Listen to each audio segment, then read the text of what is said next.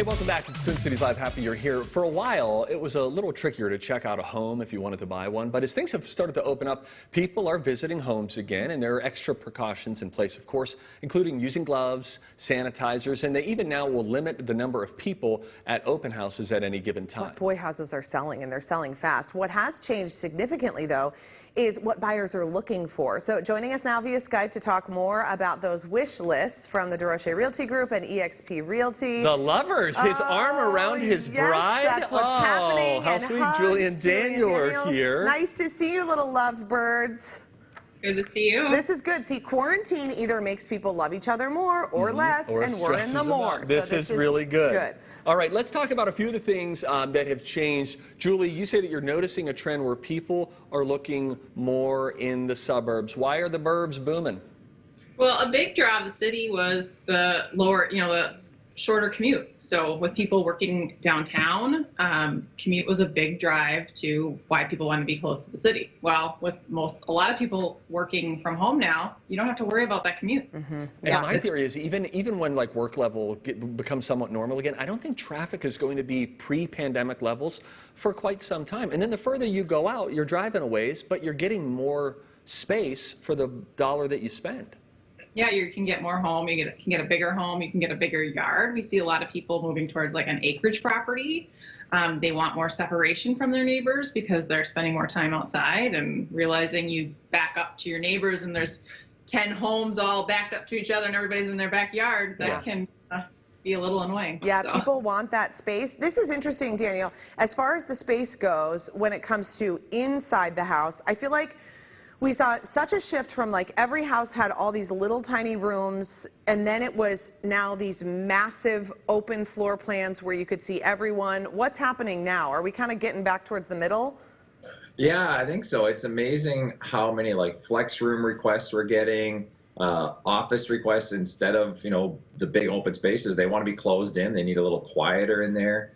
They want larger pantries because they're trying to get more storage for food because they don't want to go to the grocery store as much, workout rooms. But yeah, they're putting some smaller rooms and we're remodeling a ton of offices now too. Like people are taking their old small offices and we're blowing them out and extending things and making just the home and work environment a lot better. Yeah, it's funny because those offices for so long, they went unused, right? Yeah. It felt fancier, like we have an office here. Here's our office. But then no one ever actually went into the office. Well, now, if you have an office, it's great. Everybody's using it. Although, Julie, you have to help me here. Now, this is my one concern about the trend that you guys, I'm sure, have seen. Are people really looking for what we will call Zoom rooms? We do. We have a couple of people. I mean, we have some clients that are. You have a lot of clients now that their day-to-day work was in meetings, and they're still in those meetings, but they're in back-to-back meetings, and they could maybe have one office that they share, but we'll see with a couple that have one office that they share, but then they want a place that they can go to that's private to take their meetings. Yeah, there's some pretty funny videos on YouTube about people walking in on Zoom meetings. You can have some real fun watching some of those. Listen, guys, Chris Cuomo had his whole hiney exposed in his wife's yoga video. Drinking a cup of coffee, outside, admiring his land. In the buff, and there's his booty. Looking right there. Great, Chris Cuomo, but I mean, honestly. Listen, squats work for everybody. They need a private Zoom room. You need a Zoom room. You need to reach out to the Cuomos, and you need to do it as soon as you can. Daniel, I find this to be interesting. You're seeing a bit of a shift now toward multi-generational housing, or at least a house that could prepare you for that reality. Tell us more about that. Well, it just makes sense as people are becoming more, financially aware. A lot of people are losing their jobs, and we're going to see a lot of kids from college moving back home, and children taking in their parents. Not to make it sound bad, but as people get older and they end up in a home or assisted living, I think a lot of people are just going to be moving into one bigger family home. Again, bigger homes like we were talking about further out, but definitely like a multi-generational thing. And we saw a little bit of that a while ago, but it's happening stronger and stronger now. It makes sense. If you're tight on money, live together. Yeah, it totally does. I think people are also seeing the benefits, though, of having their family close. You've missed, I mean, if people are in different spots, and I know a lot of families who went through, 3 or 4 months where their kids didn't get to see their grandparents, and they think like, is this how we want to live? Yeah, if we can make it different and make it that we're all together, we can maximize that time. The trick is, I think, you've got to have defined spaces for everybody for it to Yes. work really well, right? A barn door that you can lock from the outside, I think, if you're the homeowner. For sure. You don't even like some, and we have a few clients that are doing it for sure.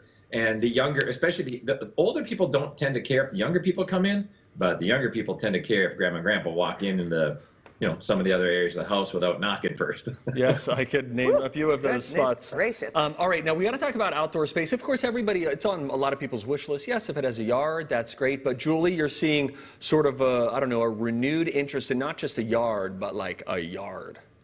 A yard, yeah, like a pool, outdoor kitchen, a trampoline area, play sets.